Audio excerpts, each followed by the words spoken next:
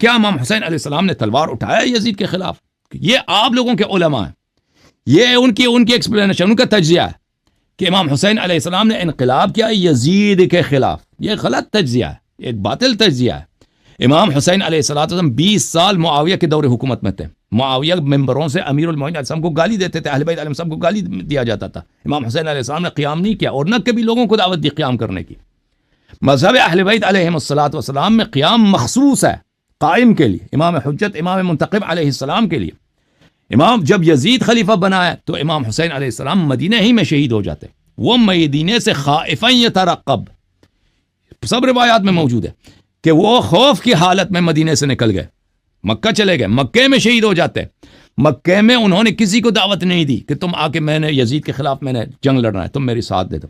وہ مکے میں بھی یہی کہہ رہے تھے کہ میں دنیا میں جہاں چلا جاؤں بنی امیہ مجھے قتل کر دیں گے، یزید مجھے قتل کر دے گا، میں دنیا میں جہاں بھی جاؤں مجھے قتل کیا جائے گا.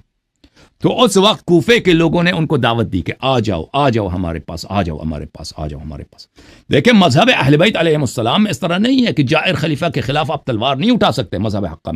مذہب حقہ میں یہ ہے کہ اگر لوگوں کی ایک باری اکثریت آپ کے ساتھ دے دیں، لوگوں کی ایک بڑی تعداد آپ کی سپورٹ کریں تو امام وقت قیام کر سکتا ہے. امیر المومنین علیہ السلام نے ابو بکر عمر کے خلاف اگر قیام نہیں کیا، مذہب حقہ میں اس لیے نہیں ہے کہ ابو بکر عمر کے خلاف قیام کرنا حرام تھا.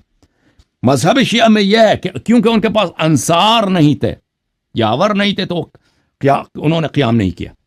اصل ایکسپلینیشن یہ ہے. تو اب جب وہ کوفے میں آئے ہیں، مکے میں تھے، تو اتنے لیٹر آ گئے کوفے والوں سے، اتنے میسیجز آ گئے کہ ان پہ حجت تمام ہو گئی. اتنے لوگ انہوں نے نصرت کا وعدہ دیا ہے، ٹھیک ہے نا. تو یہ بات کہ جو تم لوگوں نے بنا دیا کہ امام وقت کے خلاف قیام نہیں کر سکتے، یہ آپ لوگوں کا عقیدہ ہے، یہ شیعہ عقیدہ نہیں ہے. شیعہ عقیدہ یہ ہے کہ اگر امام معصوم علیہ السلام کے پاس یاور انصار ہوں تو وہ یہ کام کر سکتا ہے. جیسے کہ قتل عثمان کے بعد لوگوں نے بیعت کی امیر المومنین علیہ السلام نے، امیر المومنین علیہ السلام نے حکومت بنائی ہے، ٹھیک ہے نا، کیونکہ اتنے یاور انصار تھے. اب امام حسین علیہ السلام مکے میں لوگوں کے ایک بڑی تعداد وعدے دے رہے ہیں کہ آپ آ جائیں. تو اگر امام حسین علیہ السلام کوفے نہ چلے جاتے تو وہ مکے میں شہید ہو جاتے، مکے ہی میں شہید ہو جاتے.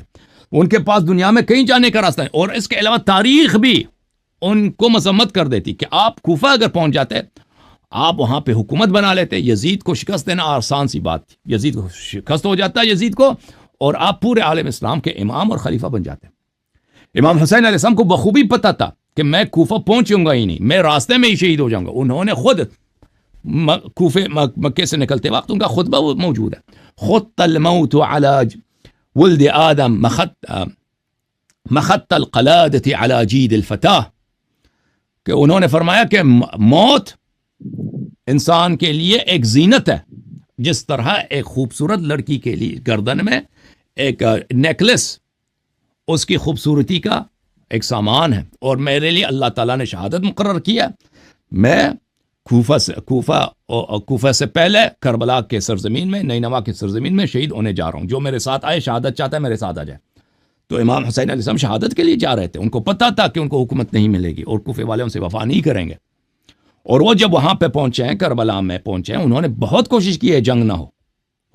انہوں نے طلب کیا مخالفین سے کہ مجھے جانے دو، میں جاؤں گا کسی بارڈر پہ رہوں گا، ایک عام مسلمان کی طرح، ایک عام شہری کی طرح ادھر جا کے رہوں گا.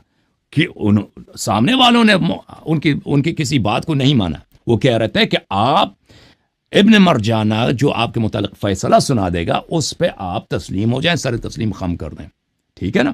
تو وہ یہ نہیں کہتے تھے کہ ابن مرجانہ آپ کو جانے دے گا، نہیں، جو فیصلہ سنائے گا.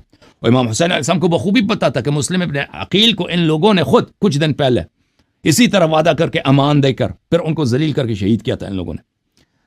تو یہ بھی اسی طرح مجھے شہید کرنا چاہتے ہیں، لیکن امام حسین علیہ السلام ذلت نہیں چاہتے تھے، انہوں نے شہادت قبول کیا.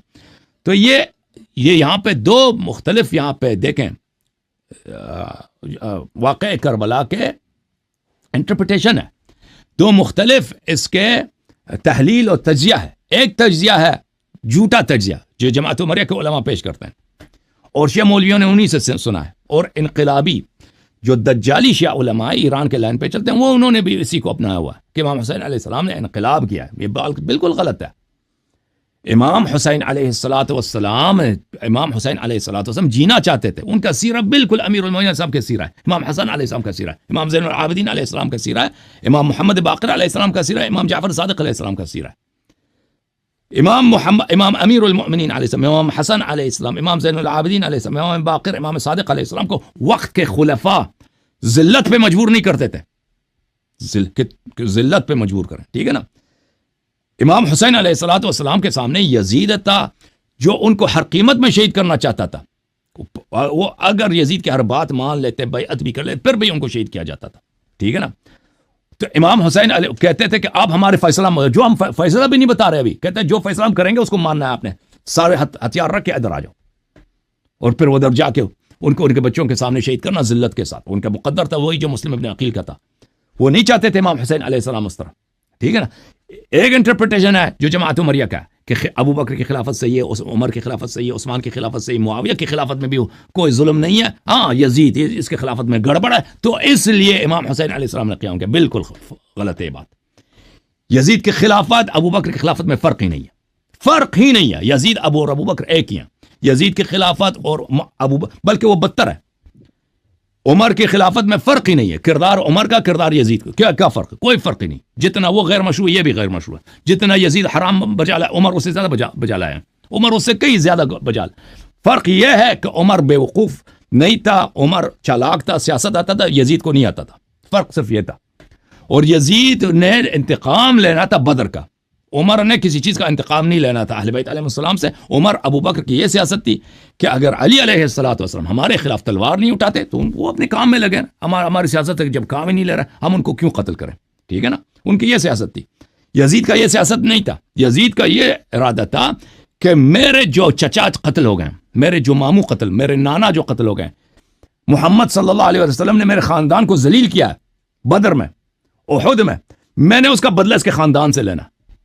اس کے ذہن میں اور ارادے تھے. اور قتل ہونے کے بعد اس نے یہی تو کہا تھا نا، لیت اشیاخی ببدر قد شہیدوا، کاش میرے نانا زندہ ہوتے، میرے ماموں زندہ ہوتے، میرے چچا زندہ ہوتے جو بدر میں مرے تھے، کہ آج میں نے کیسے محمد صلی اللہ علیہ وسلم سے بدلہ لے لیا اپنے خون کا.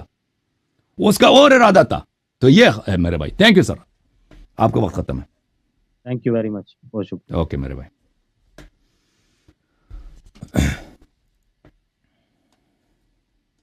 کیا امام حسین علیہ السلام نے تلوار اٹھایا یزید کے خلاف؟ یہ آپ لوگوں کے علماء ہیں.